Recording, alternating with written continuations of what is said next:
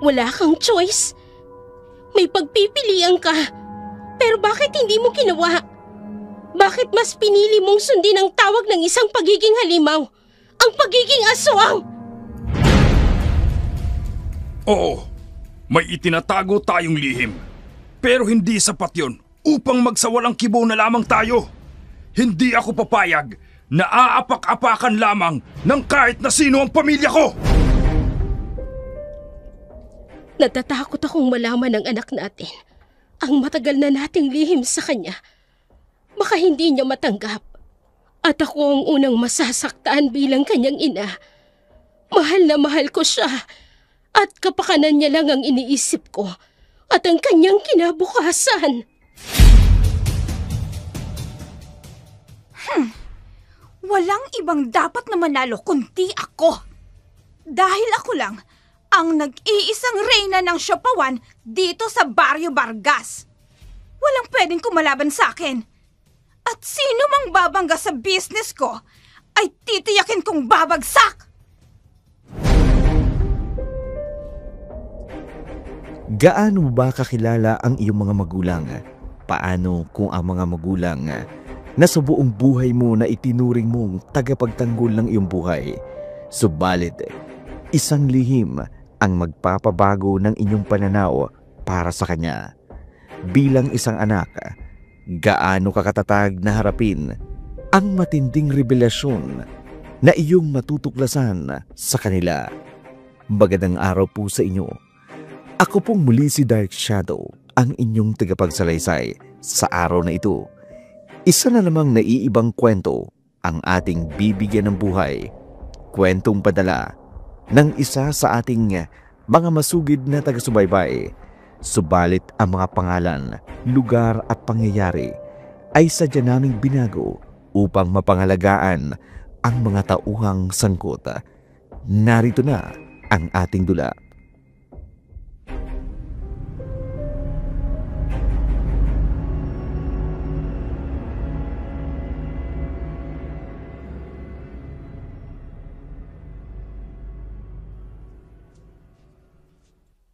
Siopaw nga rin sa akin.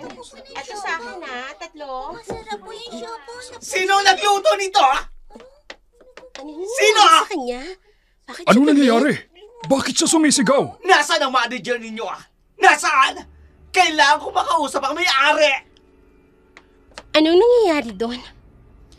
Hindi ko alam eh. Basta na lang siyang sumigaw. Pero kanina pa yun ang order. Kanina pa nga yan kumakain. Ngayon lang nagwawala. Sige, ako nang bahala sa kanya. Ano ba? Wala bang kakausap sa akin dito? Sir, ano po bang problema? Sino ka, Mars? Ha? Ako yung manager dito. Ano pong may paglilingkod ko sa inyo? Finally, mabutit nakausap kita, girl. Bakit kayo sumisigaw kanina? Nakakagulo kayo ng ibang customer. Sis, nakaubos na ako ng 6 na peraso. Pero, hindi ko ma-figure out kung anong special ingredient meron kayo. Parang hindi ordinaryo ang lasa ng karne. Sobrang tender at flavorful. Akala ko kung anong problema. Super yummy talaga ng siopaw ninyo, Mars. Promising ko, ipopromote ko ito sa mga vlogs ko. By the way, influencer ako, content creator, vlogger, lahat-lahat na. Nagpo-promote talaga ako ng mga ganitong authentic food. Baka gusto nyo pag-usapan natin ang collaboration natin. Talaga? Vlogger ka? Ay, hindi pa halata? Yes, babe. Alam mo ba may 200,000 followers ako sa Facebook at very engaged ang audience ko. Tapos sa YouTube ko meron akong 500,000 subscribers. Food review is specialty ko, lalo na yung mga hidden gems na tulad ninyo. At hindi lang yon. May TikTok din ako, 1 million followers na. Instagram stories na laging pinanunood at very active ako sa Twitter. Pag na-feature ko ang siopaw ninyo, sigurado ako magba-viral kayo. Hindi naman ako mahal maningil, Mars. Promise. After ko mag-post ng review ninyo, boom! Pila na mga tao rito at magte-trending kayo sa social media. Yung mga food vlogger, nako, kilala ko sila. Magiging curious din yun sa'yo. Baka nga makipag-collab pa yun sa inyo at sa malaking content nila. Ganun karami ang followers mo? Oo naman. Check mo nga yung latest video ko. 2 million views na in just 1 week. Kaya kung gusto ninyo, legit ang promotion at makaabot kayo sa 1,000 of potential customer, ako nang tawagin ninyo. Quality content guaranteed with professional lighting at HD camera. Ano say mo, Mars? Ready ka na ba maging sikat? Nagulat si Ana sa mga pangyayari. Iniisip niya na maganda ngang mai-promote ang kanilang business, pero sa loob-loob niya, malaking gastusin kapag pumayag siya. Lalo pat hindi pa naman gaanong kaboom ang kanyang business. Siguradong hindi rin papayag ang kanyang mga magulang. Hindi pa sila handa sa malakihang transaksyon sa kanilang negosyo. Habang patuloy na nagsiserve sa ibang customer, patuloy na minumuni-muni ni Ana ang alok ng vlogger. Maya-maya pa'y dumating na ang oras ng pagsasara nila ng kanilang shop. Tulad ng dating gawi, magbibilang sila ng sales kada araw. 10,000 benta natin ngayon. Wow! Ang laki ng benta natin. Halos maubos ang siopaw asado natin. In fairness, masarap naman kasi talaga ang siopaw nyo. Kaya binabalik-balikan. Ibig sabihin lang nun, unti-unti nang nakikilala sa merkado ang business nyo. Oo nga, Maya.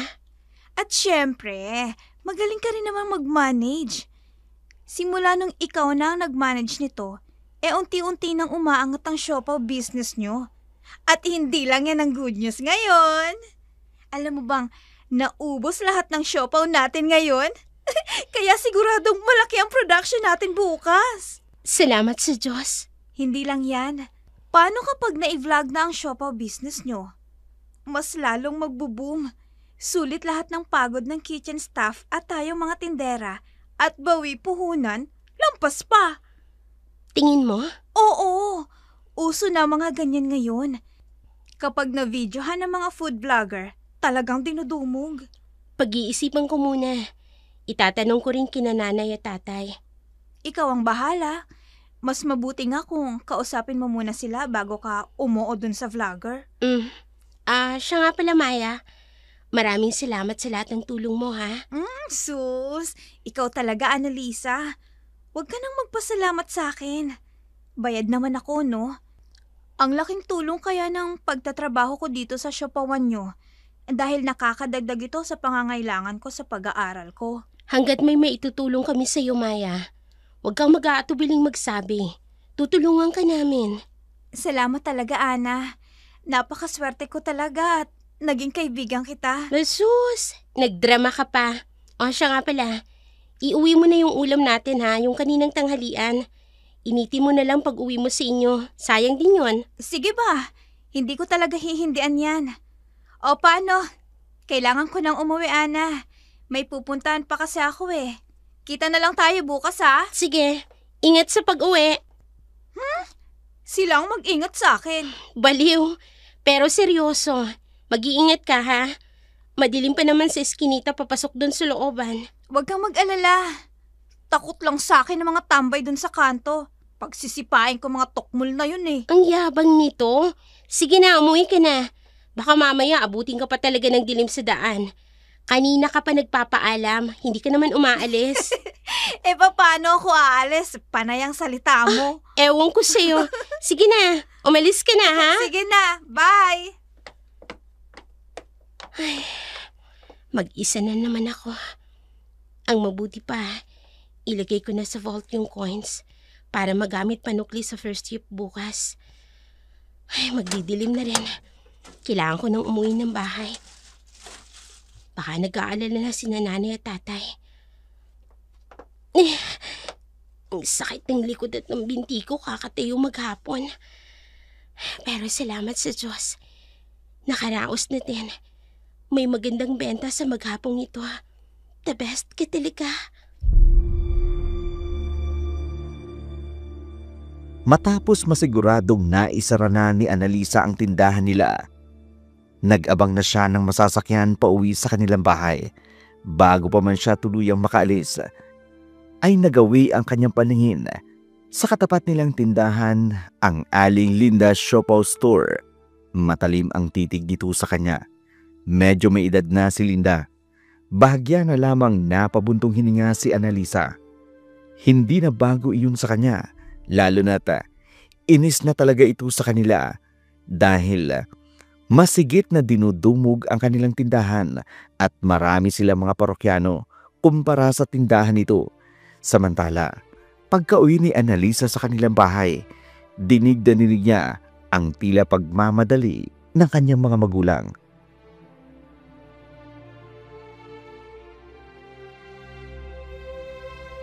Full moon pala ngayon.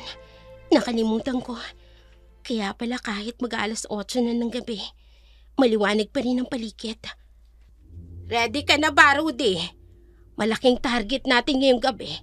Kailangang mahuli natin. Sayang kung makakawala yun. Sino yun ah? May inihanda silang malaking sako. At itim na malaking lubid. Ngunit para saan yun? Oo. Konti na lang. Kailangang hasain ko ng mabuti itong itak upang maging sobrang talas. Para isang tagalang, timbuang kaagad ang malaking target natin ngayong gabi. Huwag na nating hintayin si Annalisa. Dahil Chuck magtatanong na naman yun kung saan naman tayo pupunta. Kaya bilisan mo na dyan, Rudy. Oo, heto na. Tara na, isakay na natin yung mga sako at lubid sa pick-up. Tayo na. Bilisan mo na. Eto na, nagmamadali na. Ayun, nagmamadali silang sumakay sa pick-up namin. Diyos ko, bakit biglang lumakas ang kabog ng dibdib ko? Saan ba pupunta ang mga magulang ko? Bakit nagmamadali sila? May dala-dala silang matalas na itak at malaking sako. Malaking lubid na... Anong malaking target na sinasabi ni nanay? Ang mabuti pa, tawagan ko si Maya.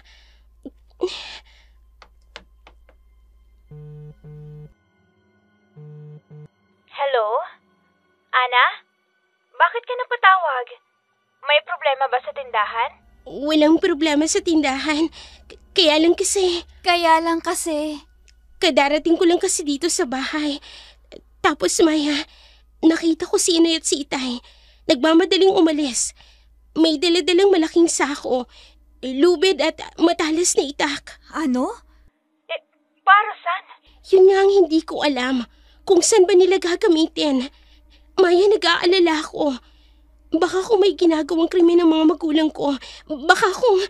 Annalisa, huwag ka nga mag-isip ng ganyan sa mga magulang mo. Sa pagkakakilala ko sa kanila, hindi sila yung tipong taong gagawa ng iligal para yumaman. At ikaw ang patunay doon. Dahil pinalaki ka nila na mabuting anak. Ano yung nakita ko? Bakit tila nagmamadali sila? At parang hinahabol ang isang batalyon.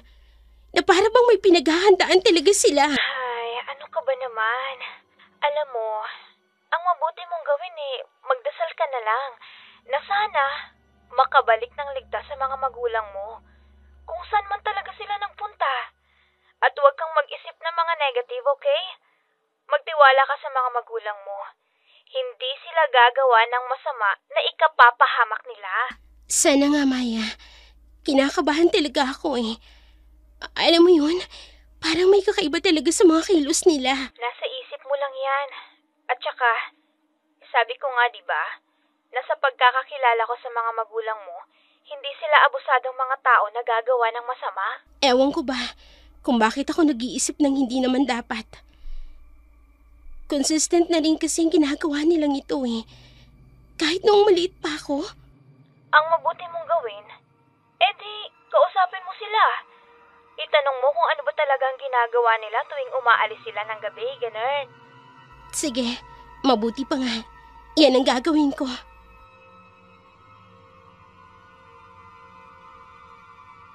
Natapos ang pag-uusap nilang magkaibigan, subalit hindi pa rin mawala ang kaba sa puso ni Annalisa. Bata pa lamang siya. Madalas na siyang napapansin ang kakaibang kilos ng kanyang mga magulang tuwing sasapit ang gabi, lalo na kapag kabilugan ng buwan.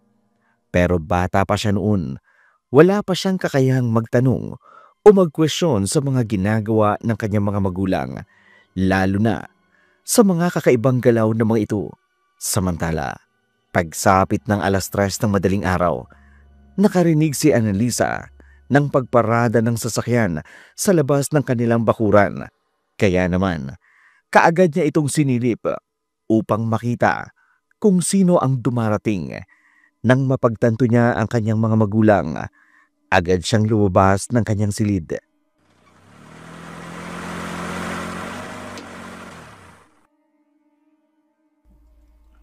Bilisan mo na, Rudy. Ipasok mo na yung malaking sako niyan dito sa loob. Sandali naman. Ang bigat eh. Nay? Tay? Ah, Annalisa, bakit gising ka pa? Oo nga naman anak. Mag-uumaga na. Hinihintay ko po talaga kayong makabalik. Dahil gusto kong malaman kung saan kayo galing. Huwag mo nang alamin. Pero, ano yung dala ninyo? Bakit may tumutulong dugo? Anong nasa loob ng sako, Nay? Tay! Rudy, bilisan mo na. Ipasok mo na yan sa kusina. Anong laman ng sako? Bakit may tumutulong dugo? Huwag mo nang alamin. Diyos ko, anong ginawa nyo? Kung ano man ang ginawa ninyo, itigil nyo na to. Itigil. Hanap buhay natin ito sa matagal na panahon, Annalisa. Ito rin ang dahilan kung bakit ka nakapagtapos ng pag-aaral mo. Kaya anong itigil na pinagsasasabi mo riyan? Ano nga pong nilalaman ng sako? Bakit ayaw niyong sagutin ng diretso? Kung wala ko kayong tinatago, sagutin niyo po yung mga tanong ko. Huwag mo nang alamin. Sige na, Rudy. Ipasok mo na yan sa kusina. Yan ang espesyal na sangkap ng siopaw natin. Hindi ko na kayo kilala. Kung noon nagbubulag-bulagan ako, ngayon hindi ako papayag na walang gawin. At anong gagawin mo? Sisirain mo ang business natin? Sa halip na tulungan mo kaming palaguin? Sisirain mo ang negosyong pinaghirapan naming itayo ng itay mo para sa'yo? Nay, yun naman po ang ginagawa ko. Tumutulong po ako sa business natin. Ang gusto ko lang naman po, malaman kung anong ginagawa niyo ni Itay tuwing umaalis kayo ng gabi. At pag uwi niyo ng bahay, may dala kayong sako na babalot ng dugo. Ayaw niyo man lang ipakita sa akin kung ano ang laman. Simple as that. Annalisa, tama na. Hindi pa ba sapat sa'yo na sinabi naming huwag mo nang alamin? Bakit ba ang dami mong tanong? Dahil hindi niyo naman po binibigyan ng sagot, Tay. Hindi lahat ng katanungan mo, Annalisa, ay kailangan naming sagutin ng nanay mo. Basta, ang isipin mo, lahat ng ginagawa naming ito ay para sa'yo. Talagang wala kayong balak na sabihin sa akin kung ano ang nilalaman ng sakong yan? Talagang ililihim niyo sa akin? Oo, kaya pumasok ka na lamang sa kwarto mo at matulog ka na. Huwag mo nang tangkain pang alamin kung anong nilalaman ng dala naming sako ng itay mo. Mas mabuti nang wala kang alam, Annalisa! Diyos ko, kung ano man po ang ginagawa ng mga magulang ko, sana tumigil na po sila. Dahil ako po ang natatakot para sa kanila. Kahit anong pilit ni Annalisa sa kanyang mga magulang, hindi pa rin sinasabi ng mga ito sa kanya kung ano ba talaga ang lihim na ginagawa nila tuwing gabi. Sa halip, nagalit na lamang si Elena kay Annalisa tuwing magpupumilit itong magtanong. Samantala, kinabukasan sa palengke, kabubukas pa lamang ng siopawan ni Annalisa, mas pinili niyang pumasok ng maaga kaysa sa kanyang nakasanayang oras. Kasalukuyan siyang nagsiserve sa isang customer nang marinig niya ang usap-usapan ng mga construction worker na kasalukuyang bumibili ng siopaw sa kanilang tindahan.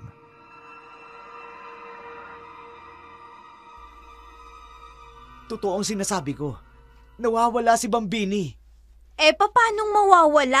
Hinatid mo nga si Bambini kahapon patungo sa bahay ng amo niya. Ayon sa amo niya, lumabas daw kagabi si Bambini upang magpa-load. Tapos hindi na nakabalik. Walang iya. Baka naman inaswang. May aswang pa ba sa panahon ngayon? Meron. Kamukha mo nga eh. Grabe ka naman makapinta sa akin. Ang gwapo kong to kaya. Maraming ang chicks ang naumaling sa akin sa gandang lalaki kong to. Tapos, Ew, sus! Gardo, saan huhugutin ang gandang lalaki sa'yo? Kinulang ka nga sa height. aray. Sarat pa yung ilong mo. Ang laki pa ng tiyan mo at ang itim mo pa. Uy, tama na, tama Parang na. hindi ka naman naliligo. Oo, Ewan ko ba kung anong nagustuhan ni Bambini sa'yo, no? Annalisa, Totoo bang pinag-uusapan ninyo? Ang aga-aga niyan eh. Pero itong dalawang kurimom na to, ayaw maniwala. Na baka inaswang yung nawawalang tao dito sa baryo natin, di ba? excuse me, mas mukha kang kurimaw. Wala man lang bang nakakita sa kanila? Baka pumunta lang sa mga kakilala. hindi naman taga rito sa baryo natin si Bambini. Kaya imposible yun. Tsak mabait yung amo niya, kaya wala siyang dahilan para maglayas. Tama! Hindi nga taga rito sa Barrio Vargas si Bambini, Annalisa. Bakit bigla akong kinabahan? At bigla akong naalala yung sakong dala ni na inay at itay kagabi. Tumutulo pang preskong dugo mula sa sako. Hindi kaya... Hindi. Hindi dapat ako mag-isip ng ganito sa mga magulang ko. Hindi dapat. Annalisa, pagbilan mo nga na lang ako ng 3 asato. Grabe, ang sarap talaga ng siopaw ninyo. Hayop sa sarap yung palaman. Malinamnam, tsaka nanunuot sa lalamunan ang sarap. Sige ba? Yun lang ba, Gardo? O Annalisa, ano nga palang sekreto ng palaman ng karni ng siopaw ninyo? Tsaka, bakit ang swabe ng sarap? Si nanay lang ang nakakaalam ng sikretong sangkap. At saka, family heirloom na namin to. Kaya hindi pwedeng i-share. Grabe naman. Kahit pabulong lang, promise, hindi ko ibubulong sa iba. Atin-atin lang to. Sabihin mo na. Weh, manahimik ka nga, Gardo. Anong atin-atin lang? Sa kakatehan ng dila mo, siguradong ipagsasabi mo lang yan sa iba? Kontrabida ka talaga kahit kailan, Maya. Napaka-kontrabida. Ngumiti na lamang si Annalisa sa mga mapang-usisang tanong ng mga construction workers na sinagabo. Sa totoo lang, ni siya mismo ay walang malinaw na ideya kung ano nga ba talaga ang lihim na sangkap na inilalagay ng kanyang ina sa palaman ng kanilang siopaw. Habang inaabot niya ang 3 order ng asado, hindi niya maiwasang mapaisip, ano nga kaya ang sekreto sa likod ng kakaibang lasa nito at laging hinahanap-hanap ng kanilang mga suki. Samantala, sa kabilang panig ng kalsada, sa isa sa mga tindahan ng siopaw, naruroon si Linda, nakaismid, malamig ang mga mata at tila may namumuong panghusga habang lihim na pinagmamasdan si Annalisa mula sa malayo.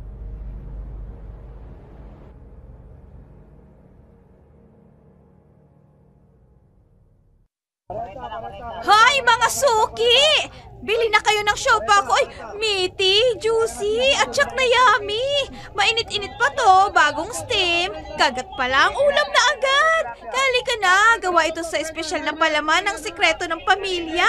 Kaya siguradong iba ang lasa. Masarap na at malinamnam, kaya bumili na kayo mga suki. Alina kayo. Pagbilan nga ng isa. Ay, asado ba o bola-bola? Kahit alin, panalo sa bawat kagat. Hanip aling Linda, ah. Dinaig nyo pa yung jingle sa radyo. Isang bola-bola nga ho. Siyempre naman, Gardo. At isa pa, totoo ang mga sinabi ko. Hindi naman hamak na mas masarap, mas meaty, mas malinamnam, mas juicy ang siopaw ko kesa sa iba dyan. Mukha may pinaririgan kayo, aling Linda. Bad ho yun. Anong bad? Hoy, Gardo, Hindi ba kayo nagtataka, ha? Magtataka ho sa ano? Yang syupawan ng pamilya ni Annalisa. Abay, ilang taon na ang kanilang syupawan pero hanggang ngayon wala pa rin nakakaalam ng mga sangkap ng mga palaman nila. Kahit nga yung nagtatrabaho sa kanila Di ba nga ho, sikreto ng pamilya? Sa tingin mo, anong klaseng sikreto meron ng pamilya nila, ha? Alam mo ba kagabi, may nakakita sa mga magulang niyang si Annalisa. Galing daw ng gubat, may dalang sako. At hindi lang yun. Hindi ba? Marami nang nawawalang mga tao dito sa baryo natin. At ngayong araw may nawawala na naman. Anong ibig yung sabihin na Alilinda? Isipin mo na lang ang ibig kong sabihin, Gardo. Isipin mo ngang mabuti. Ang dami ko na kong isipin sa buhay. Ang dami ko ng problema. Pati ba naman yung iisipin ko? Ipaliwanag nyo na lang. Grabe naman kay Aling Linda. Ayoko na, nakakapagod na mag-isip. Kaya nga, hindi ako nagpatuloy sa pag-aaral dahil ayoko mag-isip.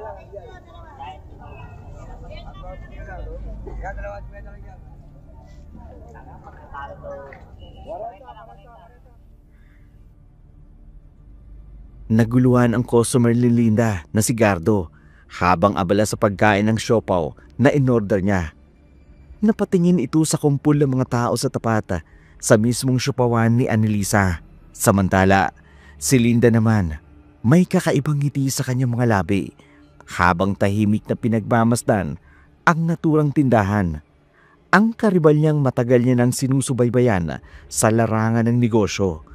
Sa kabilang dako naman, hapon at unti-unti nang nagsisiuwian ang mga tendera ng siopawan ni na Annalisa. Ang tanging naiwan na lamang sa tindahan, sina Annalisa at Maya. Habang abala si Maya sa pagbibilang ng kita nila sa cashier drawer, napansin niya ang tila malalim na pagkatulala ni Annalisa. Nakaupo ito, nakatingin sa kawalan, wari may mabigat na bumabagabag sa kanyang isipan. Annalisa, ayos ka lang? Hindi ko alam. Paano hindi mo alam? Pwede ba yun? Maya, naaalala mo nung tumawag ako sa'yo? Oo naman. Kagabi lang yun Bakit?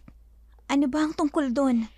Hindi kasi yun mawala sa utak ko Tapos kanina, habang kausap natin yung si Kato, sabi niya, may nawawala na naman daw na tao. Tapos, naalala ko yung sako na dala ni na Inay at Itay. Iniisip mo ba na may kinalaman sila sa mga nawawalang tao dito sa baryo natin? Sa tingin mo? Ay, ikaw ang makakasagot niyan, Annalisa. Maya naman hindi ko na alam kung anong iisipin ko. Ano ba kasing iniisip mo tungkol sa mga magulang mo? Huwag kang tatawa ha. Pero, iniisip ko na baka aswang sila. Aswang? Seryoso ka? Hindi ba? Ganun yung aswang. Lumalabas sila tuwing gabi, lalo na kapag full moon. Annalisa, mga magulang mong pinag-uusapan natin dito, huy. Huwag kang mag-isip ng ganyan. May kakaibang hinala talaga ako sa mga magulang ko. Bata pa lang kasi ako. Kanya na ang ginagawa nila. Hanggang ngayon, hindi ko pa rin alam ang mga lihim na sangkap ng paninda naming siopaw. Anong balak mo? Pakikiramdaman ko sila. Magmamatsyag ako. Aalamin ko kung anong kanilang sikreto. Okay. Kung yan ba ang ikakapanatag ng loob mo Pwede mo ba akong tulungan, Maya? Bes, gustuhin ko man pero hindi ba nag-aaral ako at night? Oo nga pala. Di bali na. Ako na lang ang gagawa. Ay, girl. Sige na, magagabi na pala. Kailangan ko ng gumora bago pa ako maging pulutan ng lamok sa kanto. Diyos, baka mamaya di na ako makauwi. mag-transform pa ako into siopaw feeling. Sige na, magdoble ingat ka ha. Alam mo na, maraming mga nawawala ngayon dito sa lugar natin. Hello! Pag may kumanti sa akin, jojombagin ko talaga, no? Duh! Hindi lang siopaw ang binubuhat ko dito. Pati muscles ko lumalaban na, di ba? Gains are real, beshi. Alam mo, nahahawaan ka na ng baklang si Christina magsalita. Bakit? Bagay naman sa akin, di ba? Char! Siya, gora na talaga ang lola mo, Annalisa. Kita-kits na lang sa next duty ko, girl. Ingat sa pag-uwi, ha? Huwag ka na magpa-stress. Beauty is life! Natawa na lamang si Annalisa habang sinusundan ng tingin ang paalis na si Maya. Bago ito lumabas, iniwan nito ang computation ng kanilang benta sa buong araw. Balak ni Annalisa na isa-isang itatali ang lahat ng resibo at kinita upang matiyak na accurate nga ang lahat ng datos, bagamat may tiwala siya sa kanyang kaibigan bilang manager at may-ari ng tindahan. Responsibilidad niyang siguraduhing maayos ang lahat. Matapos tapusin ang ilang gawain sa Siopawan, nagpasya na siyang umuwi sa kanilang bahay. Pagdating doon, naabutan niya ang kanyang mga magulang na Po, inay. Mano po, itay. Kaawang ka ng Diyos, anak. Kumusta ang Siopawan natin, Annalisa? Malakas ba ang bintahan? Opo, mas malakas po ngayon. Kumain ka na dyan. Nauna na pala kaming kumain ng itay mo dahil aalis kami ngayong gabi. Saan na naman po kayo magtutungo? Huwag mo nang alamin, anak. Hindi ba't napag-usapan na natin to kagabi? Hindi naman po ako sumang-ayon. Nay, tay, ang gusto ko lang naman po, kasagutan. Para matigil na ako sa katatanong ko sa inyo. Huwag na nating pahabain ang usapang ito, Annalisa. Mas wala kang alam, mas makabubuti sa ating lahat. Nay, kaya nga ho ako nagkakaganito dahil wala akong alam eh. Para din sa ikabubuti mo ito, anak. Huwag mo nang alamin. Tay, nay, lalo lamang ako nagdududa sa inyo. Bakit hindi nyo na lamang po sagutin ako ng diretso? Bakit ang dami pong palikoy-likoy? Tama na mga tanong, Annalisa. Wala kang makukuhang sagot sa amin ng tatay mo. Kagaya ng sinabi namin sa iyo kagabi, mas mabuting wala kang alam. Pero nay... Elena, halika na. Matalas na itong itak ko. Dalhin mo na rin yan lambat at gagawa tayo ng net traps. Oo, tayo na. Nay, tay, sandali lang naman oh. Huwag ka nang makulit, Annalisa. Dumito ka na lamang sa bahay at huwag ka nang lalabas pa. Bilisan mo na, Rudy. Mas madilim, mas maganda. Madali nating mahuhuli ang kailangan nating hulihin. Diyos ko, kung ano man po ang ginagawa ng mga magulang ko, sana itigil na ho nila. Ayoko mang isipin pero natatakot ako na baka totoong hinala ko sa kanila na mga aswang nga sila. Ayokong magkaroon ng mga magulang na aswang at maging posibleng rason ng pagkawala ng mga tao dito sa baryo namin. Magkahalong emosyon ang naramdaman ni Annalisa habang tahimik niyang sinusundan ng tingin ang kanyang mga magulang na paalis sakay ng kanilang lumang pick-up. Paglingon niya sa hapag, bumungad sa kanya ang mga nakahaing ulam. Lahat ay gawa sa karne. Hindi niya alam kung makakain pa niya ang mga iyon, lalo na't paulit-ulit na bumabalik sa kanyang isipan ang mga nakakikilabot na tanong. Dahil nasusuka na siya sa kung ano-anong pumapasok sa kanyang isipan. Mabilis siyang lumabas ng bahay, nagtungo sa malapit na tindahan upang bumili na lang ng sardinas. Pagdating niya roon, naabutan niya ang ilan sa kanilang mga kapitbahay na nagkukumpulan sa harapan ng tindahan ng baklang si Cheryl. Hindi maipaliwanag ni Annalisa pero ramdam niya ang kakaibang tingin ng ilan sa kanya. Hindi niya alam pero para bang bumigat ang kanyang dibdib. Ano ang pinag-uusapan nila? Ako ba ang pinag-uusapan nila? Ano bibili mo, Annalisa? Sardinas at isang miswa. Nagtataka ka siguro kung bakit. Iba ang tingin sa'yo ng mga kapitbahay natin, ano? Bakit nga po ba? Naku, hindi mo alam. Hindi eh. May kumakalat na chismis sa palengke tungkol sa pamilya mo. Anong chismis yun, Cherry Lou? Ay, ayoko makialam. Hindi naman ako chismoso. Mahirap na baka mamaya may masabi ako eh. Ikaw na lang umalam bukas. Eto nga pala yung sardina tsaka mitwa. Pero, Cherry Lou, sabihin mo na sa akin. Isa pang pilit. Sabihin mo na. Sabihin mo na. Ano kasi? Sige na nga, sasabihin ko na. Ngayon ko lang narinig sa mga kapitbahay natin.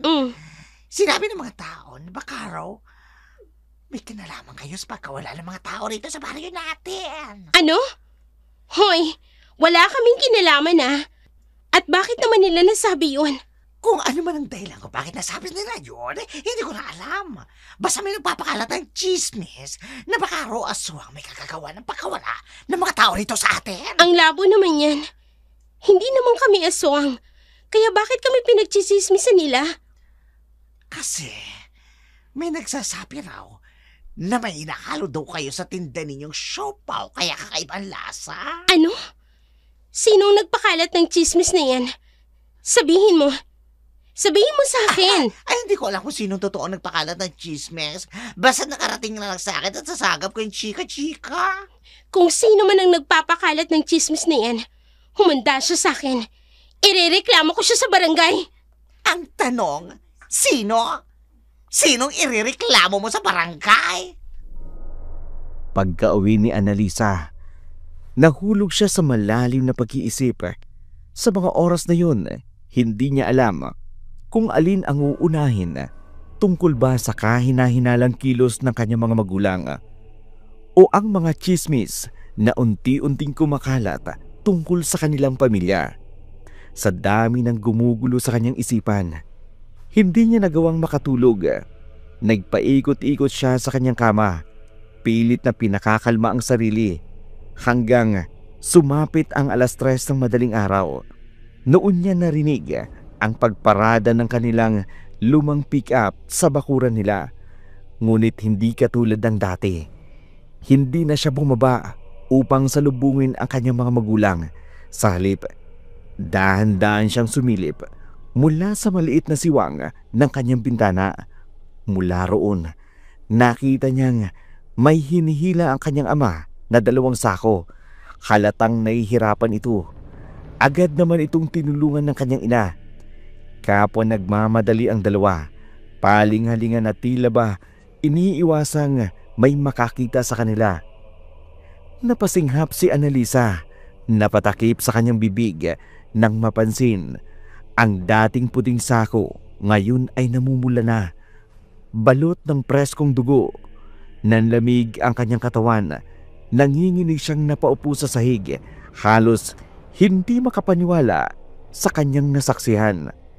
Kinabukasan, halos wala sa sarili si Annalisa nang pumasok sa siopawan, tulala, maputla at halos hindi umiimik. Agad itong napansin ng mga tindera, lalo na ni Maya, na tila ba nag-aalala sa ikinikilos ng kanilang kaibigan.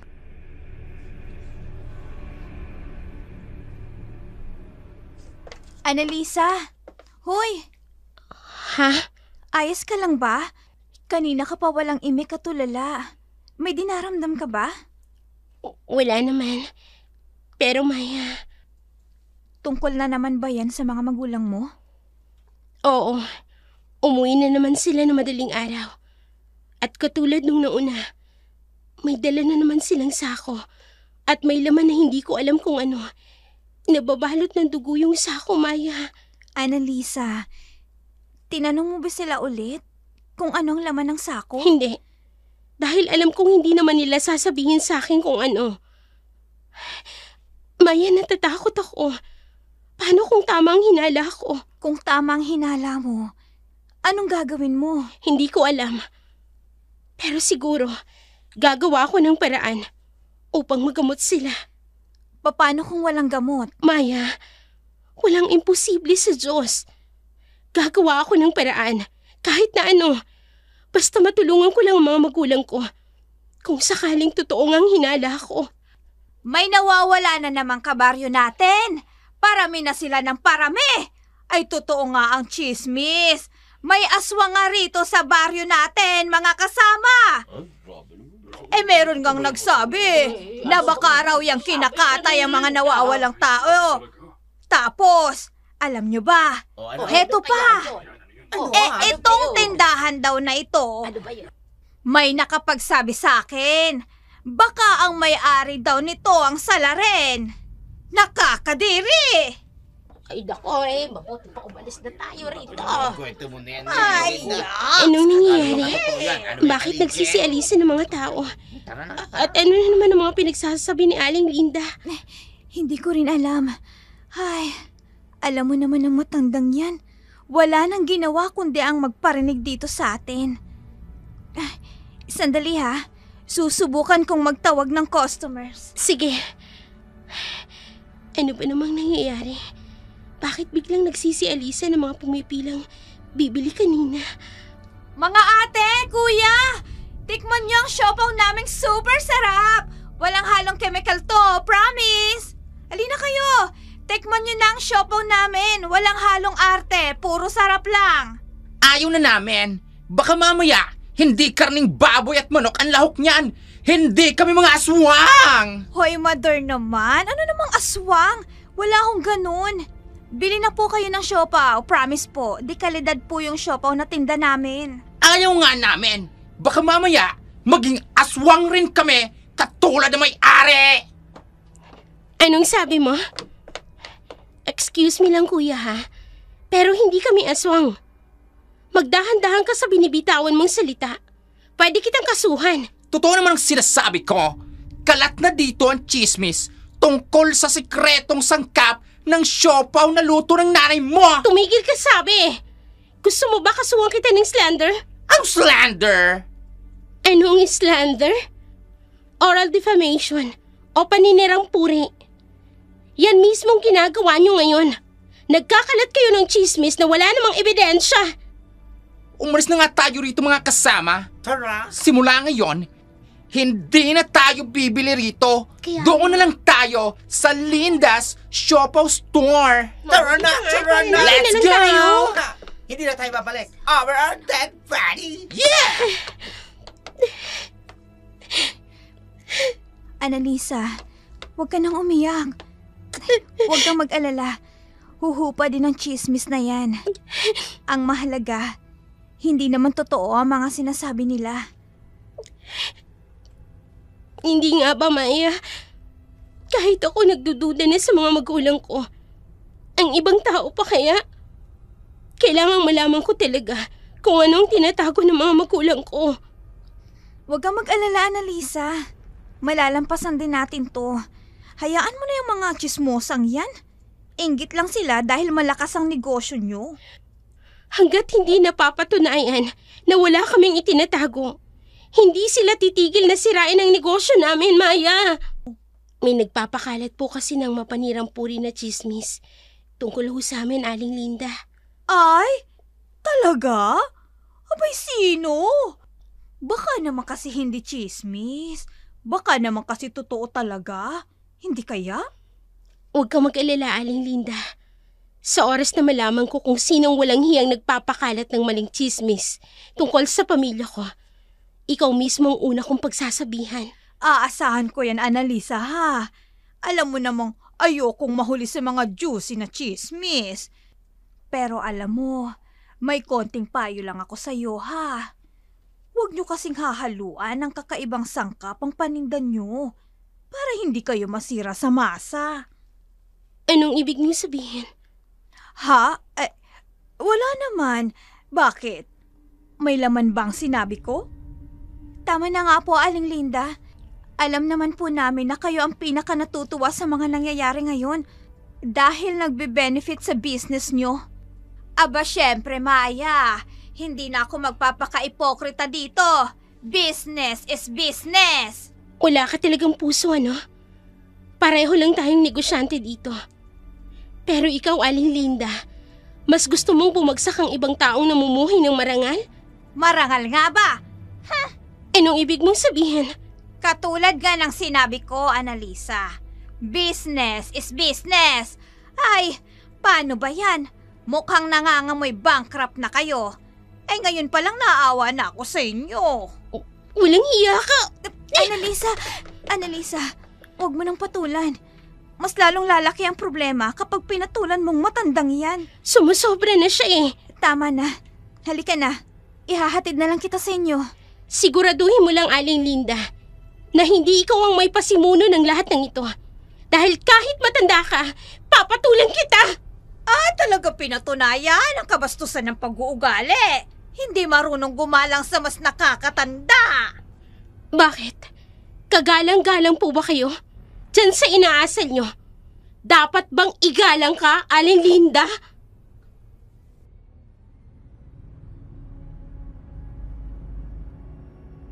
Masama ang loob ni Annalisa habang sumasakay ng tricycle kasama si Maya.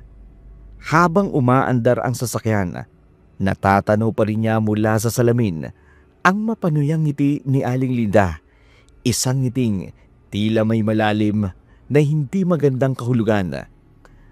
Matagal nang mahidwaan sa pagitan ang kanilang pamilya simula nang magsimulang magnegosyo ng siopaw ang kanyang mga magulang. Naging malamig na ang pakikitungo ni Linda sa kanila. Palihiman ulantaran. Ramdam ni Annalisa ang matinding inis at pagkamuhi nito sa kanila, lalo pang lumala habang tumatagal. Pagkarating ni Annalisa sa kanilang bahay, laking pagtataka niya nang madiskubring wala roon ang kanyang mga magulang. Wala man lang pasabi. Isang bagay ang bihira nilang gawin. Lalong tumindi ang kaba ng kanyang dibdib. Kasabay ng katahimikan ng bahay ay unti-unting sumisikip ang kanyang isipan ng mga tanong na walang kasagutan.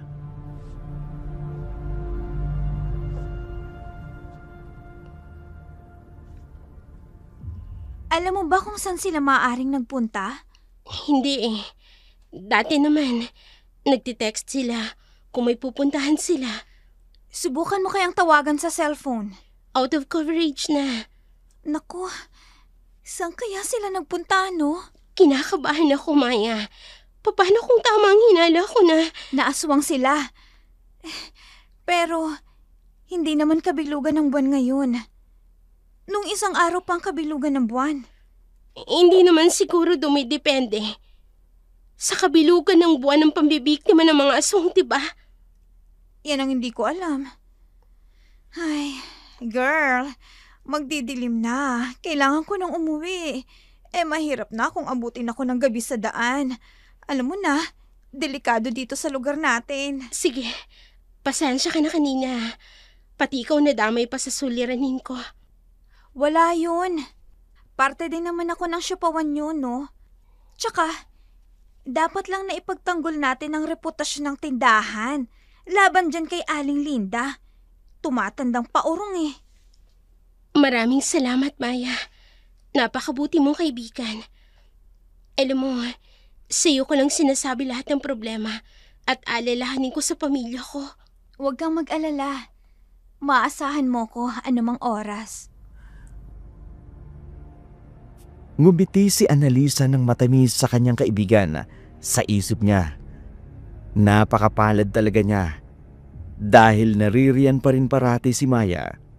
Isang kaibigan na parang tunay na kapatid. Sa tuwing may problema siya, si Maya ang lagi niyang takbuhan. She's always there, no question asked. Tulad ngayon, sa gitna ng bigat na kanyang dinadala, si Maya pa rin ang kanyang napagsasabihan ng kanyang mga suliranin. Samantala, sa kalaliman ng gabi, sa loob ng gubata, Maririnig ang paulit-ulit na huni ng kuliglig ng iba't ibang hayop sa gabi. Malamig ang simoy ng hangin.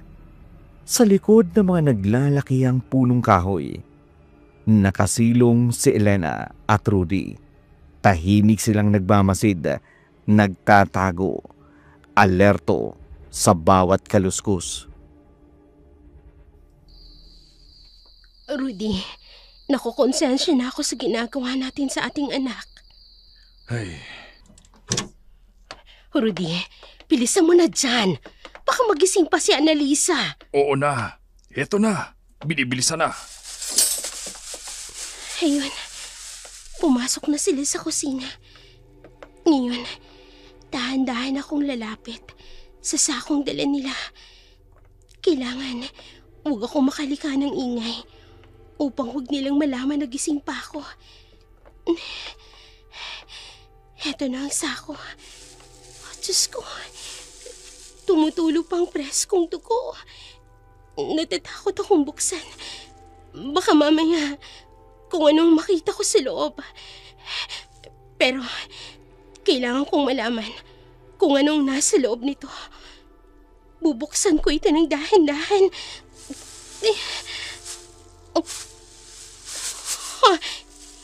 Hindi. Ang laman ng sako.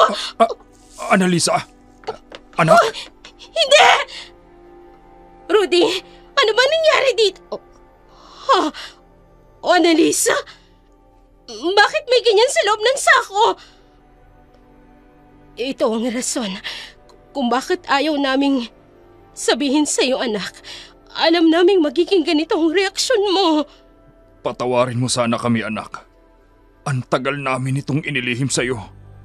Kaya ba masarap ang mga palaman ng siopaw natin ay dahil hindi totoong karne ng baboy at manok ang sahog? Oo, anak. Pero sinubukan naman namin noon ang totoong karne ng manok at baboy na gawing palaman sa binibenta nating siopaw. Pero hindi ganun kataas ang kita natin kada buwan. Kaya ba karne ng bayawak at sawang ginagamit ninyo?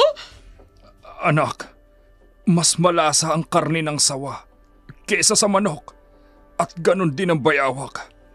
Minsan, baboy ramo ang ginagamit namin. Nay, tay, yung mga hayop na yan, protektado yan ng batas at hindi dapat hinuhuli. Ayon sa Wildlife Resources Conservation and Protection Act, RA 9147, gusto ba ninyong makasuhan? Anak, alam namin yun. Kaya lang, gusto lang namin na mapalago ang negosyo natin.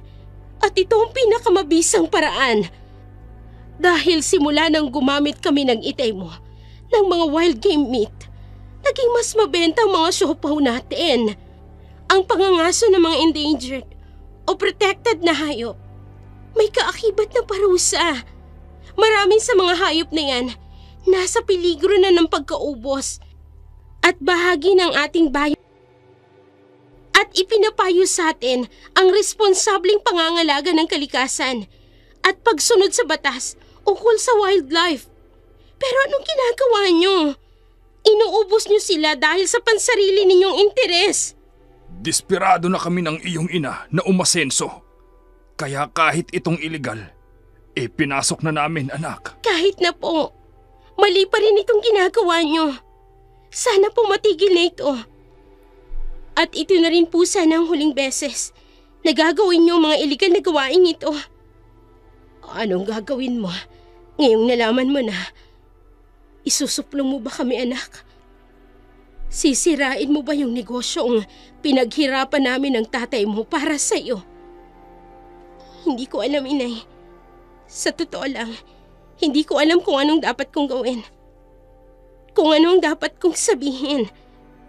Alam niyo ba, ang dami-dami ng masasamang bagay na pumapasok sa utak ko dahil sa ginagawa ninyong paglilihim sa akin ni Itay. Patawarin mo kami, anak. Pangako. Ito na ang huling beses na gagawin namin ito ng nanay mo. Hindi na namin uulitin pa ang iligal na gawain namin. Rudy, Tama ang anak natin, Elena.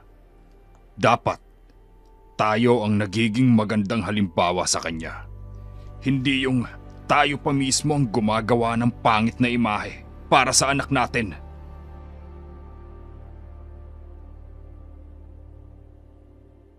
Hindi na muling nagsalita pa si Annalisa. Sa isang banda, nakahinga siya ng maluwag dahil hindi pala aswang ang kanyang mga magulang. Ang dugong nakita niya ay nagbumula lamang sa mga iligal na nahuhuling hayop sa gubat na ginagamit bilang sekreto nilang sangkap sa paggawa ng siopaw upang mas malaki ang kanilang kita.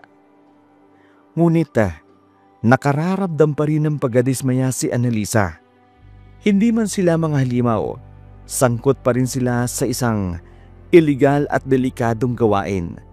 Masakit para sa kanya na matuklasan ang negosyo nilang inaasahan ay may madilim na lihim. Kinabukasan, pagkadating pa lamang ni Annalisa sa palengke, agad niyang napansin ang kaguluhan sa paligid. Mabilis ang pagkalat ng balita. May mga panibagong tao na naman daw ang nawawala sa kanilang baryo. Muling kinabahan si Annalisa. Akala niya tapos na ang mga tanong, ngunit tila ba mas malalim pa ang lihim na unti-unting lumalantad. Magandang umaga sa'yo, Annalisa. magandang umaga rin po sa iyo, Officer Martinez. May kailangan po ba kayo sa akin? May kaunting katanungan lang sana ako. Sige po, tungkol po saan? Hindi naman siguro lingid sa'yo ang mga kaso ng nawawalang mga tao dito sa baryo natin, hindi ba? Marami nga po akong naririnig, Officer. Matanong ko lang sana, kung may ideya ka ba o kaya naman may napapansin ka bang kakaibang kilos ng mga tao rito sa palengke? Dahil dito raw madalas nawawala ang mga tao tuwing pagsapit ng dilim. Wala ho eh. Hindi naman kasi kami nagtitinda sa gabi. Ganun ba? Alam mo kasi, Annalisa, marami kaming tip na nakukuha na may kakaiba raw kayong sangkap sa itinitinda ninyong siopaw. Officer, mahirap po magbintang na walang sapat na ebidensya. Kaya nga kinakausap kita ngayon, Annalisa, para mawala ng hinala sa inyo ng mga tao. Hayaan mong makita nila na pumapayag kang inspeksyonin namin ang tindahan ninyo ng siopaw. Pinagdududahan niyo po ba kami? Wala akong sinasabing ganon, Annalisa. Kaya ang magandang maimumungkahi ko sa'yo, pumayag ka na inspeksyonin namin ang tindahan ninyo para matigil na ang mga tao sa mga ibinibintang nila sa inyo. Sige ho, pumapayag ho ako para malaman ng lahat na wala kaming itinatago. Maraming salamat. Mga kasama, tara sa loob. May consent na tayo na maaari tayong mag-inspeksyon. Talagang maraming taong nag-aabang dito sa labas ng tindahan namin. Malaman ko lang talaga kung sinong nagpapakalat ng paninirang puri sa amin. Sisiguraduhin ko mananagot sila. Annalisa, anong nangyayari? Bakit narito sila, Officer Martinez? Pinayagan ko silang i-check ang tindahan at ang kusina nito upang malinis ang pangalan ng siopawan at nang matigil na rin ang mga marites sa maling pagpapakalat ng balita. Ano sa tingin nyo? May nahanap kaya? Ano sa tingin mo? Wala. Ikaw talaga mga kahit kailan alakas ang pandinig mo, no? Pabulog ko na nga lang sinasabi. Paano hindi ko maririnig? Ang lakas ng bunganga mo. Umalis na nga kayo rito. Nakakaabala kayo eh. Alis!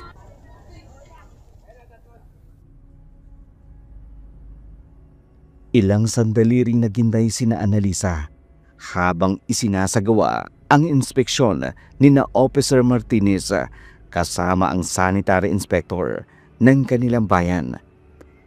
Maingat nilang sinuri ang loob ng siopawan mula sa kusina, mga kagamitan, hanggang sa storage ng mga sangkap. Pagkalipas ng ilang minuto, lumabas din ang mga opisyal.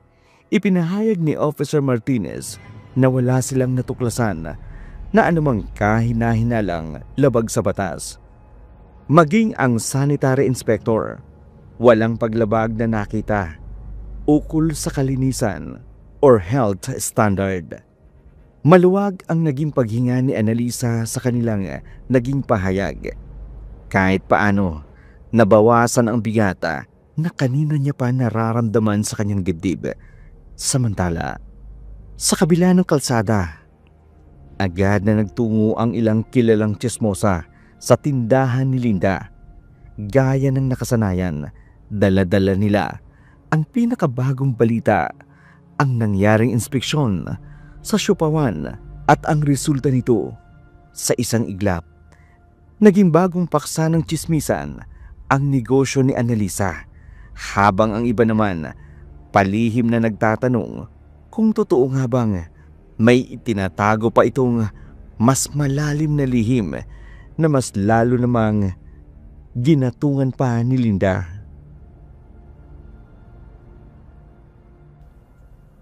At naniwala naman kayo na wala talagang itinatagong lihim ang pamilyang yan.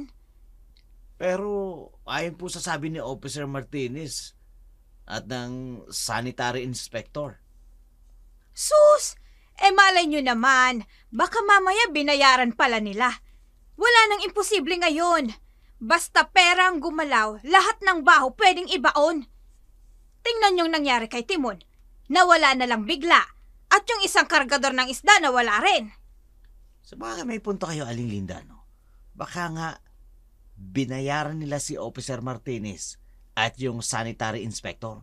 Tama! Kaya kayo, huwag kayong basta-basta magtitiwala. Dapat maging alerto kayo. Pero, sa tingin ho ba ninyo, sa mga sinasabi niyong aswang na nambibiktima ng mga tao rito sa baryo natin, sigurado kayo doon? Malay ba naman natin kung totoo talaga? Hindi ba kayo nagtataka? Kakaiba ang lasa ng palaman ng kanilang siopaw. Nalasahan nyo? Tinikman ko nung isang araw. At ayon sa sabi-sabi, makinig ka. Sige ho. Ang karne ng tao ay malasa kumpara sa mga normal na karne. Kadiri naman. Ibig sabihin, nakakain na ako ng karne ng tao? Kakasuka.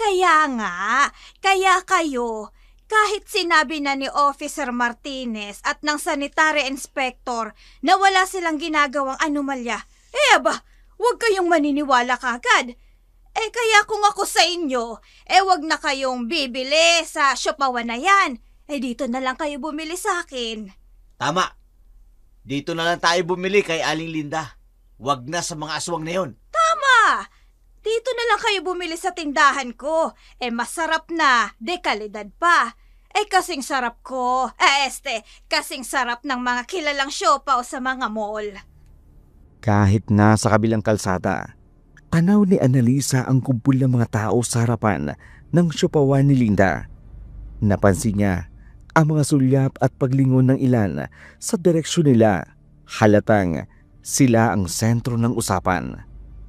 She could feel the weight of their stares but chose not to react. Ayaw niyang palakin pa ang isyu. Para sa kanya, sapat na ang naging resultang inspeksyon ni na Officer Martinez at ng sanitary inspector. Nalinis na ang pangalan nila at yun ang pinakamahalaga sa ngayon. Kinahapunan, kakaunti na lang ang mga tao sa maliit na palengke. Sa isang sulok, nakita ni Annalisa si Linda. Nakaupo at tila seryosong nakikipag-usap sa kanyang mga tauhan. Hindi man marinig ang pinag-uusapan, halata sa kanilang kilos na may laman ang kanilang pag-uusap. Nagawa niyo bang pinapagawa ko sa inyo? Oo, madam. Ariglado ng lahat. Walang ibang dapat na manalo kundi ako. Dahil ako lang ang nag-iisang reyna ng Siopawan dito sa Barrio Vargas. Walang pwedeng kumalaban sa akin. Ang sino mang babangga sa business ko ay tityakin kong babagsak. Huwag ho kayong mag-alala, madam. Walang ibang reyna ng tindahan ng siopaw rito sa Barrio Vargas, kundi kayo lang ho. Pagsisisihan ng pamilya ni Annalisa kung bakit kinalaban nilang siopaw business ko. Sisirain ko ang imahe nila sa mga tao. Kaya kayo, pag-igihan nyo ang trabaho nyo. Huwag nyong sayangin ang perang ipinangbabayad ko sa inyo. Masusunod, madam. O sige na, magsialista kayo. Larga na! Masusunod po. Tara na kayo!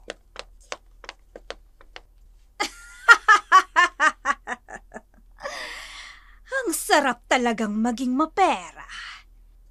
Isang pitik lang na daliri ko. Sumusunod na kagad ang mga tuta kong uto-uto. Konti na lang. Mapapatumba ko na rin ang karibal ko sa negosyo.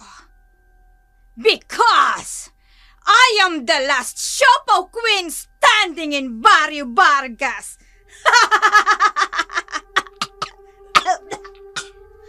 Walang hiya. Naubo ko. Nabilaukan ako ng sarili kong laway. Hay, pwisit. Panira ng moment.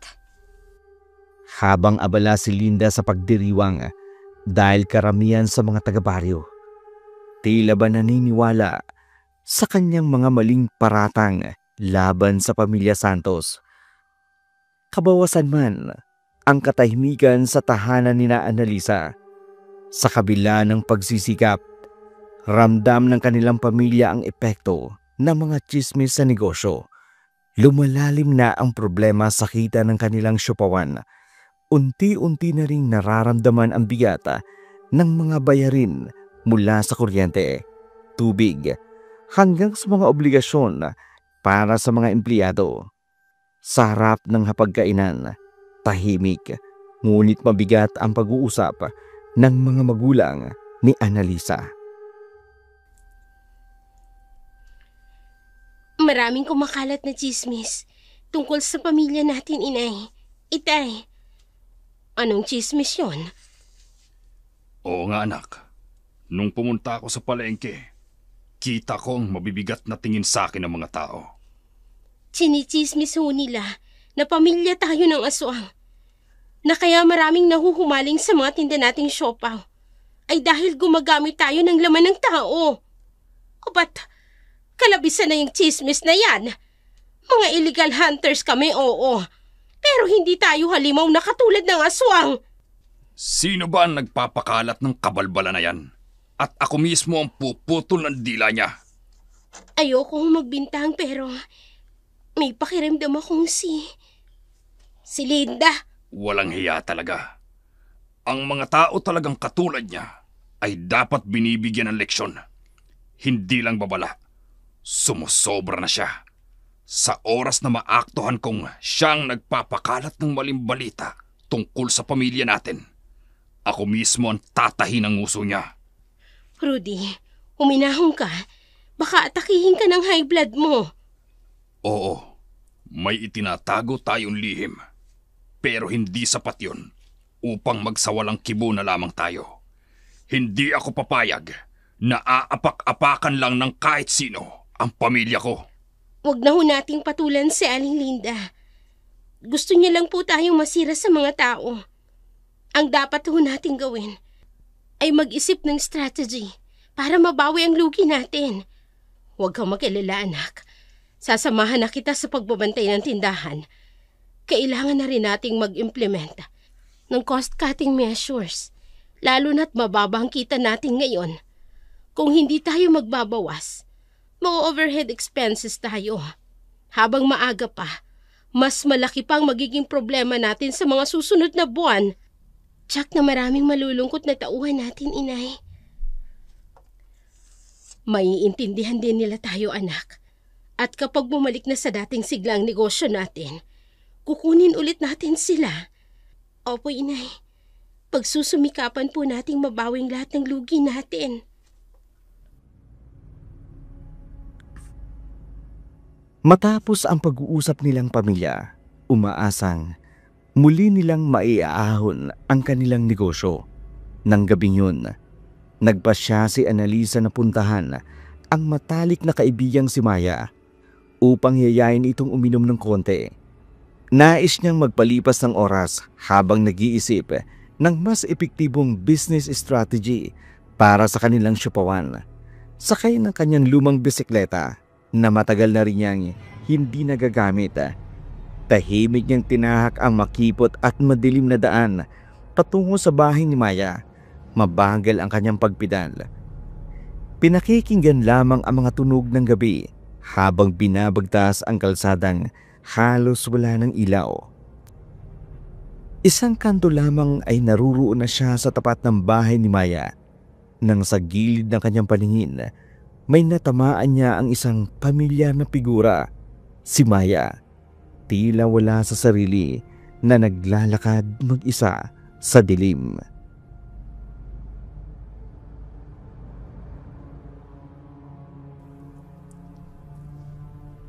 Saan siya pupunta? Bakit parang wala siya sa sariling naglalakad sa dilim? Teka, linggo ngayon na. Walang pasok sa Kolehiyo de Vargas. Sandali nga, susundan ko siya. Ayun, huminto siya sa isang abandonadong kubo. At may lumabas na isang lalaki. Boyfriend niya ba yan? Pero wala naman siyang nababanggit sa akin na may nobyo siya. Shit! Nakita pa ako ng aso dito sa kinalalagyan ko. Tsu! Huwag kayong maingay! Lumingon sila dito sa kinaroroonan ko. Magtatago ako. Ano bang inililihim ni Maya? Bakit parang seryosong pinag-uusapan nila ng lalaking kausap niya? Diyos ko, ang lalaking kausap ni Maya kanina, nakahandusay na sa lupa. At may kakaibang nilalang na nakatayo sa harapan niya. Nasaan na si Maya? Nalingat lang ako saglit. Tapos ganito na ang nangyari. Hindi. Kailangan kong makaalis dito. Baka makita pa ako ng halimaw na pumatay sa lalaki.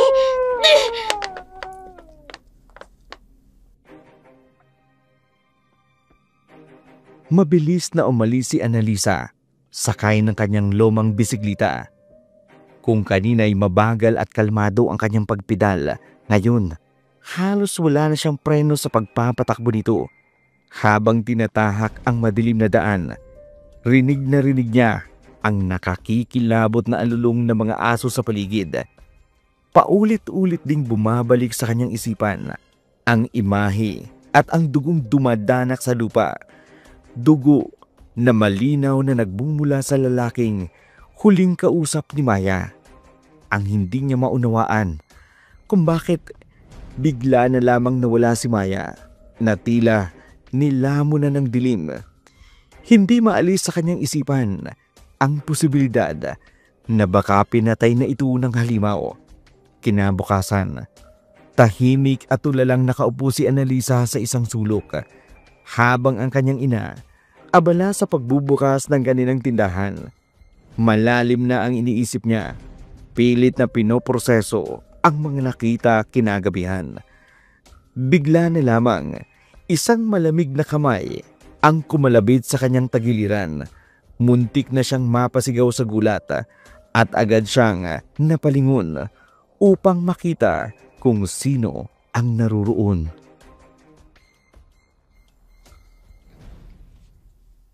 Maya? Oo, ako nga. Anong nangyari sa'yo? Bakit parang nakakita ka ng multo? Kasi... Kasi ano?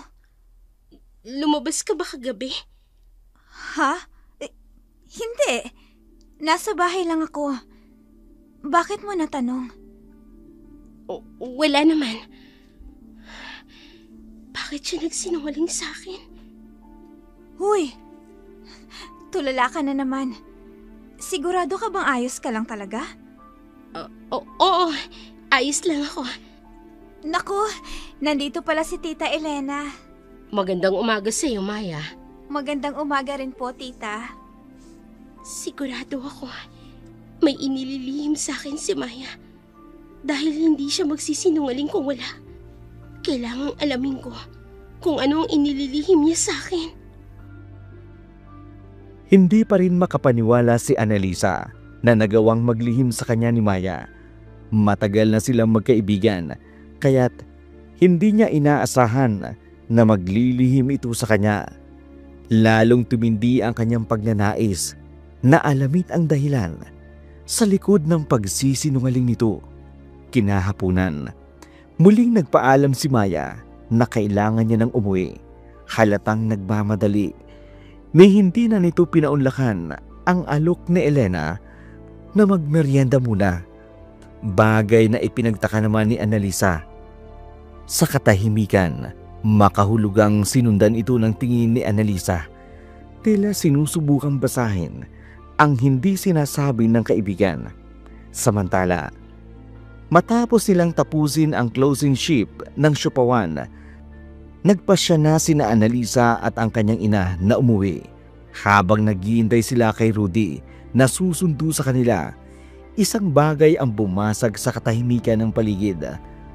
Mga pasaring na boses ni Linda, pabulong, ngunit may pangungutya na malinaw na tumutukoy sa kanilang mag-ina. Hay nako! Bankrupt na talaga! Nagbabawas na ng tao at tumutulong na ang ina magtinda. Mga kawawang nilalang. Kami ba ang pinapatamaan mo, Linda? Ay bakit? Tinatamaan ka ba? Hoy, akala mo ba wala kaming alam sa pinagagagawa mo? Hindi porket hindi kami kumikibo, ibig sabihin wala kaming alam. Ay bakit? Ano ba sa tingin mo ang ginagawa ko, ha? Nay, huwag mo nang patulan. Hindi anak, sumusobra na to eh. Akala mo ba hindi namin alam na ikaw ang nagpapakalat ng maling chismis tungkol sa amin? Anong mali sa sinabi ko? Totoo naman ang sinabi ko. Mga aswang kayo. Wala kang ebidensya at hindi kami mga aswang. Ay hindi nga ba? Bakit palagi kayong lumalabas ng gabi? At pag uwi nyo, may dala-dala kayong sako na nababalot ng dugo. Abat, hoy, hindi totoo yan. Paano niya nalaman ang tungkol sa bagay niyan? Teka, iisang tao lang ang pinagsabihan ko niyan eh. Walang hiya ka talaga? At binato mo pa ako ng toasted siopaw mong buwisit ka?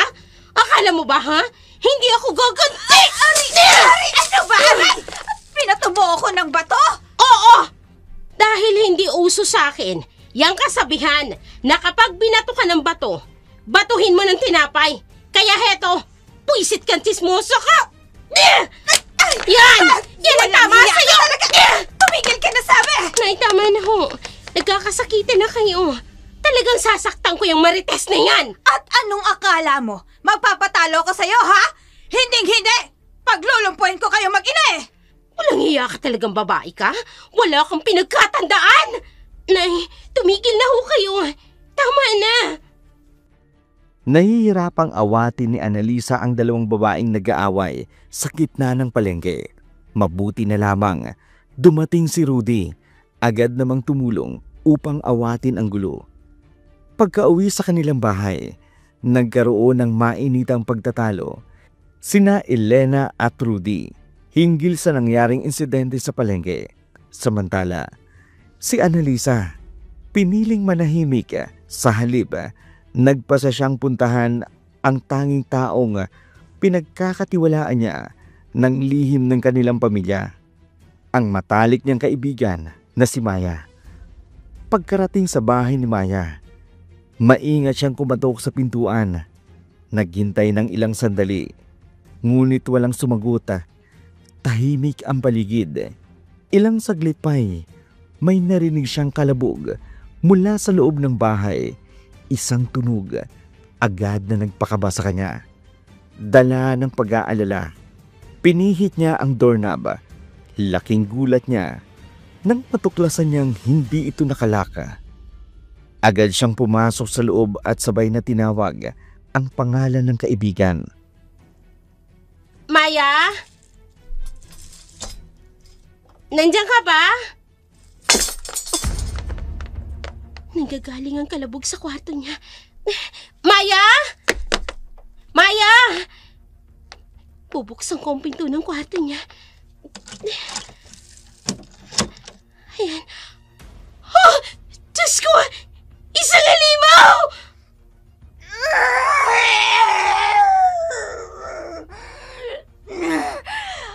Annalisa! Maya! Ikaw ba yan? Bakit ganyan ang itsura mo? Nakitatakot ang anyo mo. At bakit nakatali ka? Itinali ko ang sarili ko upang wag makapambiktima ng mga tao. Ikaw ang sala rin sa pagkawala ng mga tao dito sa Barrio Vargas? Hindi ko ginusto. Wala lang akong choice. Wala kang choice? May pagpipilian ka. Pero bakit hindi mo ginawa?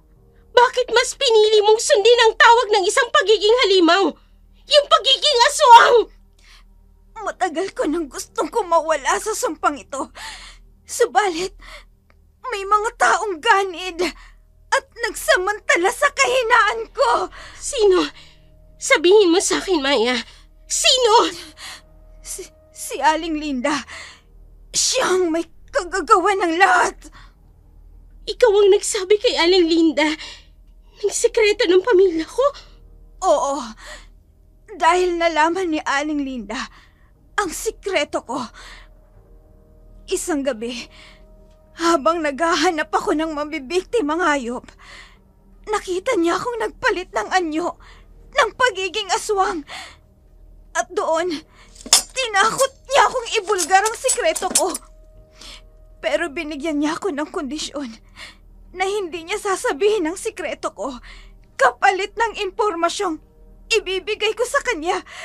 Katulad ng recipe ng siopaw ni Aling Elena. Pero hindi mo nakuha ang lihim na recipe ni Inay. Oo. Kaya nung sinabi mo sa akin na nagdududa ka na aswang ang mga magulang mo dahil sa kanilang kaduda-dudang paglabas tuwing gabi at pag-uwi na may dalang kahina-hinalang sako na puno ng dugo. Doon, nagka-ideya si Aling Linda na magpakalat ng chismis at mag-kidnap ng mga tao upang palabasin kayo ang may gawa para tuluyan na kayong mapabagsak. Naati mong traitor rin ako? Patawarin mo ako, Bes. Natakot lang akong mabunyag ang pagiging aswang ko. Pero nagsasabi ako ng totoo. Hindi ko gustong kumain ng laman ng tao. Nakita kita isang beses. May pinatay kang tao. Ngayon malinaw na sa akin na ikaw yun. Inutusan ako ni Aling Linda na gawin yun. Kalaban niya sa isang negosyo ang lalaking yun. At wala akong nagawa, kundi patayin siya. Hindi ako makapaniwala. Nagawa mo ang lahat ng ito, Maya. Ang mga taong nawawala.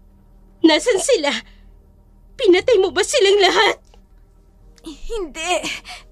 Kinidnap ko lang sila at dinala kay Aling Linda. Pagkatapos noon, hindi ko na alam ang sumunod na ginawa ni Aling Linda sa kanila. Kailangang malaman ito ni Officer Martinez. Pero Annalisa... Isa lang ang paraan upang maitago mo ang pagkakamali mo, Maya. Kailangang ma-rescue ng mga taong pinadukot sa'yo ni Aling Linda. Hindi makapaniwala si Annalisa sa revelasyong isiniwalat ni Maya. Isa-isa nitong inamin ang lahat ng itinatagong lihim, ang katotohanan tungkol sa kanyang kalagayan, kung paano ginamit ito ni Aling Linda para sa pansariling interes at mga paninirang gawain. Sa halip, nakaramdam si Annalisa ng matinding awa sa kaibigan. Sa halip na magalit, batid niyang naging biktima lang si Maya. Nang araw din yun, nagpasya si Annalisa at Maya na dumulog kay Officer Martinez upang isiwalat ang buong katotohanan. Lahat ng nalaman ni Maya ay kanilang ibinahagi, umaasang mabibigyan ng hustisya ang mga maling paratang ng mga taong nawawala Samantala, sa tindahan ni Linda, naruroon ang ilan sa kanyang mga tauhan at paborito mga tsismosa habang abala sa pakikinig sa tsismis ni Linda. Talaga, Aling Linda? Ibig mong sabihin, totoo silang nambibiktima at dumudukot ng mga tao rito sa atin? Totoo! Sa tingin nyo, anong nilalaman ng mga sako na dala nila kung hindi tao? Mga aswang pala talaga ang pamilya niyan. Dapat palayasin natin sila dito, kaya naman sunugin. Madam! Oh, bakit Gustavo? Yung bodega po ninyo sa Alipayaw, nireid po ng mga pulis. Walang hiya? At bakit walang nagawa si Antonio? Hinuli din ho ang asawa ninyo. Pendeho! Sino ang walang hiyang nagsabi sa mga pulis ng tungkol sa bodega? Ihanda mo ang sasakyan. Bilis! Pupunta ako sa bodega ngayon din! Opo, madam. Kung sino ka mang lapastangan ka na trumaydor sa akin, magbabayad ka! Sandali lang ho, Aling Linda. Akala ko ba pamilya ni Annalisa ang aswang? Bakit tinuhuli ng mga pulis ang asawa nyo? Magtigil ka, Gardo! Baka gusto mong gawin kitang palaman sa siopaw ko! Umuusok sa galit si Linda habang mabilis na tinatahak ang daan sakay na kanyang pick-up truck patungo sa lumang bodega kung saan niya itinatago ang mga bihag na taga Barrio Vargas. Mahigpit ang kapit niya sa kanyang abaniko at bawat arangkada ng sasakyan, tila sumasalamin sa apoy na kanyang emosyon ang labis na galit.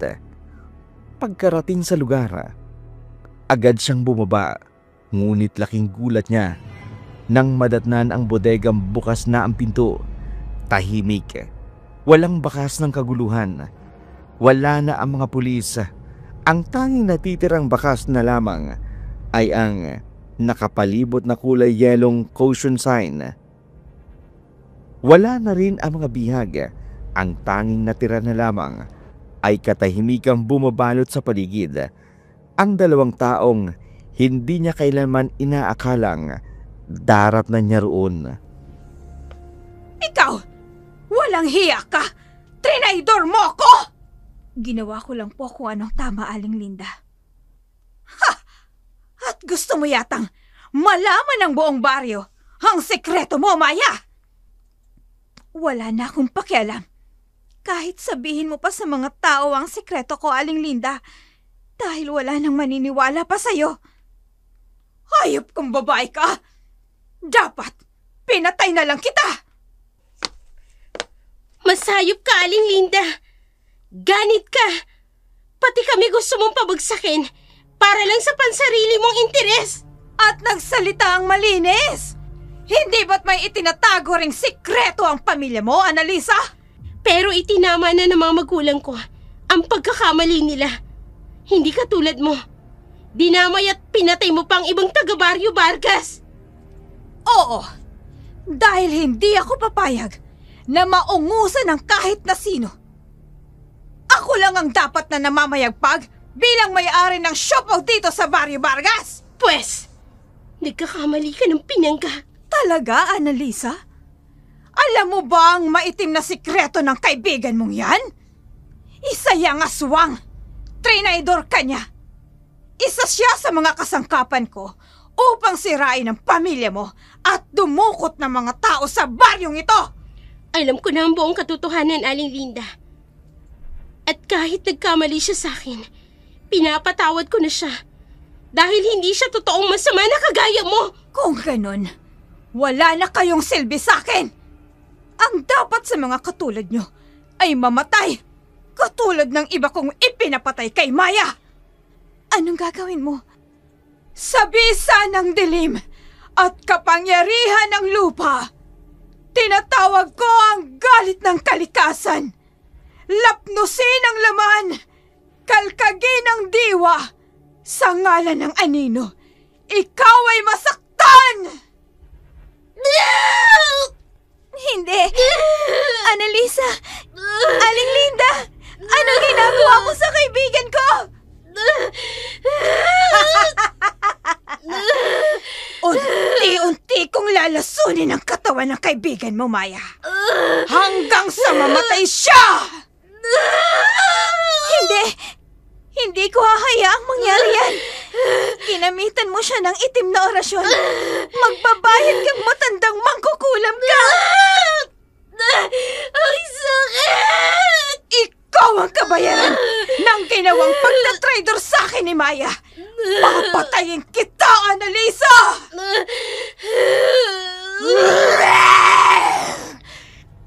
Hindi mo maaaring patayin o saktan ang kaibigan ka! Naganyong aswang ka? Anong gagawin mo? Humanda ko sa akin, Aling Linda! Yeah!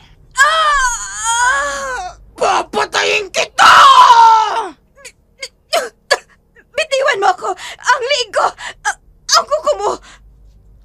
Tumutusok sa liig ko! Tingnan natin ngayon kung magamit mo ang itim mong orasyon! Bitiwan mo ako! Aswang ka! Oo! Ako ang aswang sa ating dalawa! Pero mas demonyo ka sa akin, Aling Linda! Ang daming buhay ang hinutang mo! Kaya mamamatay ka na! Maya! Huwag mo siyang patayin! Hindi siya karapat-dapat na mamatay ng mabilis. Kailangan pagdusahan niya ang lahat ng kasalanan ginawa niya sa'yo at sa mga taong pinaslang niya. Magpasalamat ka at hindi ako kasing hayop mo. Linda Garcia! Kung naririyan ka sa loob, lumabas ka ng maayos. Napapalibutan ang lugar mo. Wala ka ng tatakbuhan. Huwag mong pilitin tumakas o lalala lang ang sitwasyon. Magbabayad kayo sa ginawa niyong to sa akin! Hindi ako papayag na ako lang ang magdurusa! Taas ang mga kamay! Ano ba? Bitiwan niyo nga ako? Bakit ako ang hinuhuli niyo, ha? Sumama na lang po kayo sa amin ng matiwasay. Bitiwan niyo ako, sabi! Kung huhulihin niyo ako, hulihin niyo rin niyang si Maya. Mukha lang yang tao ngayon. Pero kanina, bago kayo dumating, nasaan yung aswang yan?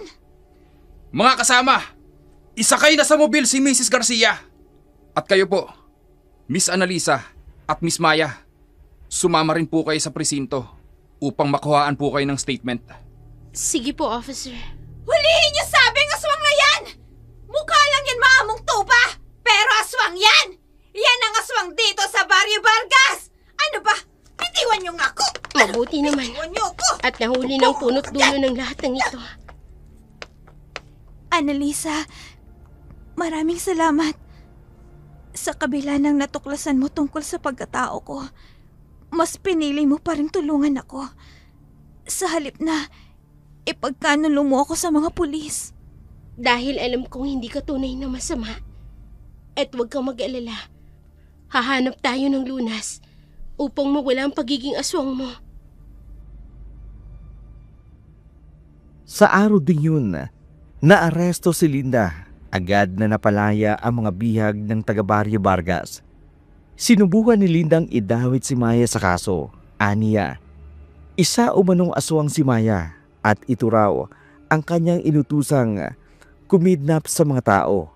Ngunit hindi naniwala ang otoridad sa kanyang mga paratang. Sa halip, kinaharap niya ang patong-patong na kaso. Kabilang na ang illegal detention, kidnapping at pagkakasangkot sa black market trade ng human organs.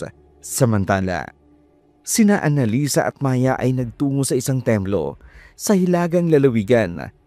Ayon na rin sa payo ni Lola Annalisa.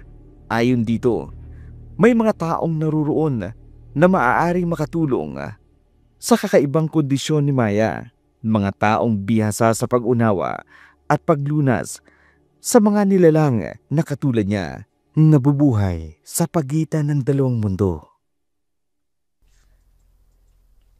Gagawin namin ang lahat upang matulungan ka, Maya. Alam naming labis-labis ang iniinda mong pagdurusa. Maraming salamat po. Gustong-gusto ko na po talagang makawala sa sumpa ng pagiging isang aswang. Kung galol, maganda ka. Sisimulan natin ang ritual. Basta palagi mong pagkatatandaan, ang iyong pangunahing sandata ay ang pananampalataya sa may kapal. Opo, palagi po akong nananalig sa Panginoon. Kahit minsan ay nawawalan na ako ng pag-asa. Pero hindi po ako nakakalimot na magdasal. Handa ka na ba? Ama ng liwanag, hari ng walang hanggan, kami dumudulog sa iyong banal na pangalan. Iligtas mo ang kaluluwang binabalot ng dilim. Nagilabas ang sumpa ng laman at dugo. Sa iyong kapangyarihan, basagin mo ang tanikalan ng kagutuman. Hugasan ng iyong liwanag ang kanyang pagkatao. Corpus et Amina, Laminis Rede, katawan at kaluluwa, ibalik sa liwanag! Sa ngalan ng banal na dugo ng walang malay, sa bisa ng iyong awa, palayain mo siya mula sa anyong halimaw! Gradong ritual sa templo ng mga monghe. Muling bumalik sa baryo sina Maya at Annalisa. Bago sila tuluyang umalis, ibinahagi ng mga monghe kay Maya ang mga dapat niyang sundin upang tuluyang mapanatili ang kanyang kalagayan mula sa sumpa.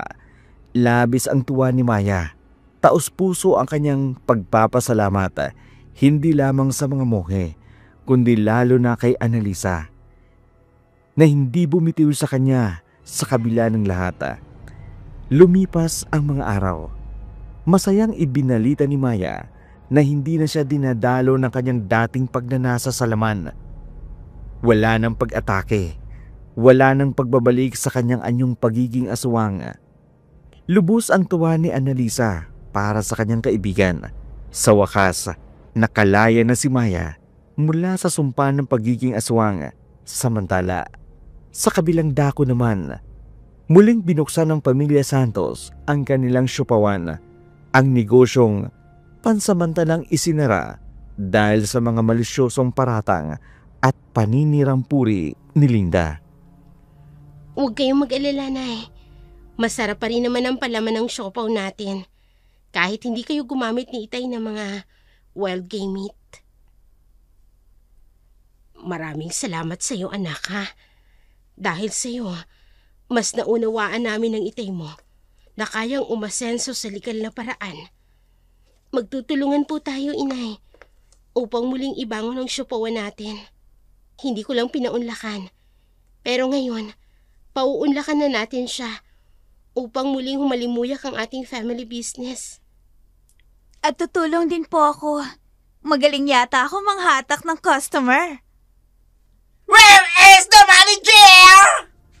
Hanggang dito na lamang po ang ating dula para sa araw na ito. Naway inyong nagustuhan ang dulang ito na nag-iwan ng mahalagang aral at banal na salita. Ang ilaw ay lumiliwanag sa kadiliman at hindi ito kayang talunin ng kadiliman. Mula po sa bumubuo ng Dark Shadow 101, Uragon Creator, kami po ay taos-pusong nagpapasalamat sa inyong walang sawang suporta. Hindi po kami makararating sa aming kinalalagyan ngayon kung hindi dahil sa inyong pagtitiwala, pag-unawa at patuloy na pagsubaybay. Kayo po ang inspirasyon sa bawat kwento ng aming pagtatanghal na binubuo. Maraming salamat po.